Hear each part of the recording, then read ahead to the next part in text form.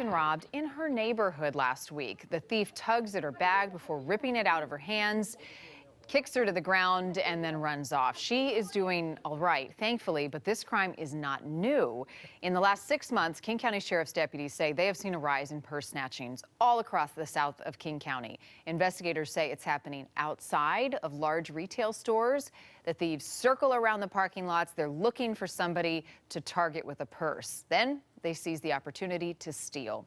Jamie Tompkins is here with more from a longtime self-defense expert on what we can do to protect our belongings and, most importantly, ourselves. Yeah, deputies tell us tonight this is happening on a regular basis. It's not a seasonal thing. It doesn't just happen at one store, but at all of them. And really, it can happen to anyone because it's a crime of opportunity. So what can we do about it? Is there a right way that you can hold your purse, or what should you look out for when you're walking home or to your car?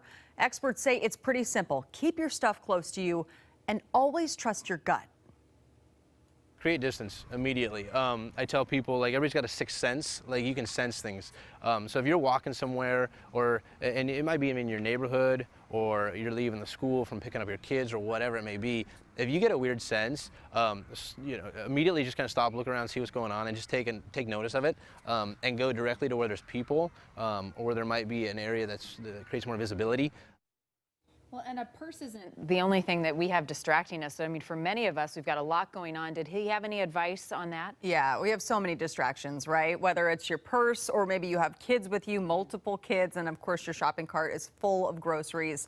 What's the safest way to get everything from the parking lot back to your car? Right. Andrew says it is all about body language, and he says we do have to be smart, though. If somebody comes up and attacks you, I would grab your kid and just back up, let them have the stuff, Obviously, this is preventative, so I would say best case scenario, park in front. If you know you're going into a situation where it's like, I'm carrying a lot of stuff, I got a kid, be very visible. Park where you're visible. Park where there's cameras. So be visible, of course, park where there's lighting, park where there's cameras. But Andrew also says we have to teach our kids about these dangers and provide them these warnings, because it's a really important conversation that we can have. It'll protect our loved ones. And deputies say, of course, always be aware of your surroundings. That's the #1 thing, right? Yeah. We hear that all the time. Yeah. And they say also lock your doors while you're loading your groceries. And that's one thing that I took away tonight from this whole thing, because I don't do that. And I can understand how someone could easily just hop into your car and maybe take off with it. Right? You might not even realize they're there. Yeah. So all good pieces of advice. You don't want to learn the hard way. Exactly. Jamie, thank you.